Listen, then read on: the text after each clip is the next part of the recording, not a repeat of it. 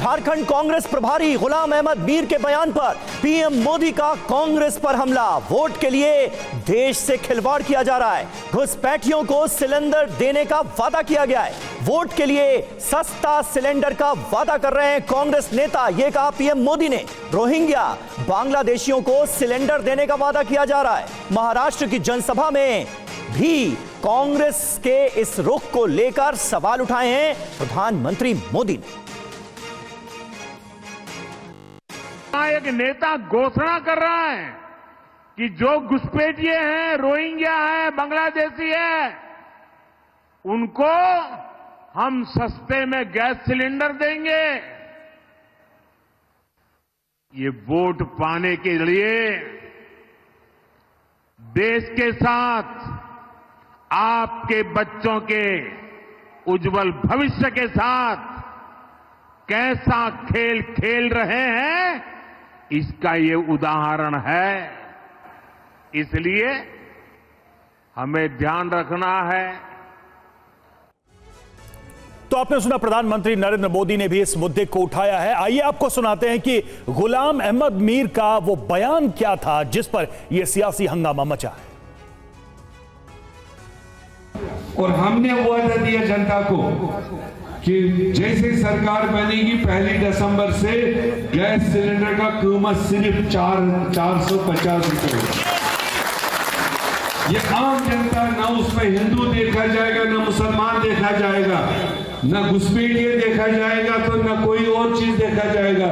जो भी झारखंड वासी है, वो किसी भी सोच से हो, किसी भी तबके से हो, उसको 450 रुपए में गैस सिलेंडर दिया जाएगा। ये हमारा प्रोग्राम है। तो गुलाम अहमद मीर का यह बयान आपने सुना और इसी के बाद बीजेपी कांग्रेस पर हमलावर है। झारखंड में बांग्लादेशियों की घुसपैठ का मुद्दा निश्चित तौर पर एक बड़ा मुद्दा बनता जा रहा है। आइए आपको बताते हैं कि जो स्थितियां हैं वो क्या हैं और आखिर क्यों ये मुद्दा एक अहम मुद्दा बन गया है। आइए आपको दिखाते हैं कुछ अहम फैक्ट्स। कई इलाकों में घुसपैठियों की संख्या बढ़ी है, बांग्लादेशियों की घुसपैठ हो रही है। बांग्लादेशियों की घुसपैठ की वजह से ये संख्या बढ़ी है, ये आरोप है। बांग्लादेश बॉर्डर से बंगाल के रास्ते ये घुसपैठ हो रही है झारखंड के अंदर और अब ये एक चुनावी मुद्दा बनता हुआ नजर आ रहा है क्योंकि कई इलाकों में डेमोग्राफी बदलने का आरोप लगाया गया। बिल्कुल, संथाल परगना के 6 इलाकों की डेमोग्राफी बदली है और यह चुनाव में इस बार बड़ा मुद्दा बना है। और यही वजह है कि जब यह बयान सामने आया कांग्रेस के झारखंड प्रभारी की तरफ से, तो बीजेपी ने इस पर बहुत ही शार्प रिएक्शन लिया। कहां कहां डेमोग्राफी बदली है? देवघर, गोड्डा, साहिबगंज, दुमका, जामताड़ा, पाकुड़, ये वो जिले, 6 जिलों का हमने जिक्र किया, यहां पर डेमोग्राफी बदली है। संथाल परगना, पहले आदिवासियों की आबादी यहां 44% थी और अभी आदिवासियों की संख्या जो है 28% हुई है, यानी 44 से 28% आबादी हो गई है। यह बड़ा चेंज हुआ है डेमोग्राफिकल अगर देखा जाए संथाल परगना में। और यही वजह है कि बार बार इस मुद्दे को उठाया जाता है समीर, और यह बयान तो बिल्कुल उसी मुद्दे से जुड़ा हुआ है, इसलिए बीजेपी सवाल उठा रही है, हमला कर रही है। बिल्कुल, और हमारे साथ इस मुद्दे पर बात करने के लिए तमाम खास मेहमान जुड़ चुके हैं। राजीव पांडे हमारे साथ मौजूद हैं, राष्ट्रीय प्रवक्ता भारतीय जनता पार्टी के। दीपक झा हमारे साथ मौजूद हैं, कांग्रेस पार्टी का रुख रखने के लिए प्रवक्ता। अवधेश कुमार जी स्टूडियो में वरिष्ठ पत्रकार भी हमारे साथ मौजूद हैं और मौलाना साजिद रशीदी भी जो कि अध्यक्ष हैं इमाम एसोसिएशन के, वो भी हमारे साथ जुड़ेंगे। लेकिन राजीव जी, पहला सवाल आपसे, गुलाम अहमद मीर जिस बात का जिक्र कर रहे हैं, सस्ता सिलेंडर देने का वादा ये जो झारखंड के लोगों के लिए किया गया कांग्रेस पार्टी की तरफ से, इसमें यह कह देना कि घुसपैठियों को भी सिलेंडर देंगे, क्या मतलब आप लोग निकाल रहे हैं? क्या वाकई ये कहने की कोशिश है कि अगर झारखंड में कांग्रेस की सरकार, जेएमएम की सरकार बन जाती है तो घुसपैठियों को भी सस्ता सिलेंडर मिलेगा? मतलब वो मान रहे हैं कि घुसपैठिए हैं? समीर जी, आप अगर उनका स्टेटमेंट दोबारा भी चला करके सुन लीजिए, वो यही कहना चाह रहे हैं कि चाहे जो भी हो हम उसको देंगे, जबकि एक नेशनल कंसेंसस होना चाहिए कि देश में जितने भी घुसपैठिए हैं, देखिए शरणार्थी और घुसपैठियों में अंतर है। जो घुसपैठिए हम उनको डिटेक्ट करें, डिपोर्ट करें, और उसको डिटेक्ट और डिपोर्ट के बजाय ये कह रहे हैं कि हम उनको सस्ता सिलेंडर देंगे। इससे क्या पता चलता है? जो लोकसभा चुनाव के वक्त में जो भारतीय जनता पार्टी ने कांग्रेस पर आरोप लगाया था कि किस प्रकार से देश की जो संपत्ति है उसको ये घुसपैठिए और वोट बैंक को पोषित करने वाले लोगों के बीच में बांटना चाहते हैं।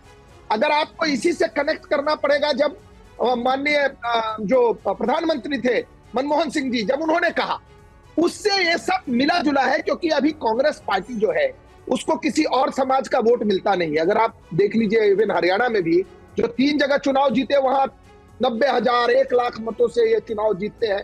तो इन्होंने अब अपनी स्ट्रेटजी बनाई है कि जो पहले कम्युनिस्ट और बाद में टीएमसी की स्ट्रेटजी थी कि वोटर इंपोर्ट करो। देश में तो वोटर बचा नहीं है, नेता इंपोर्ट करो, इटली से वोटर इंपोर्ट करो, देश के जो बगल में जो लोग हैं घुसपैठिए आते हैं, और उनकी आबादी बढ़ाओ, उनको पैसे दो जिससे कि वो उनको सस्ता सिलेंडर दो, जिससे उनकी आबादी बढ़े, जिससे इनका वोट बैंक बढ़े।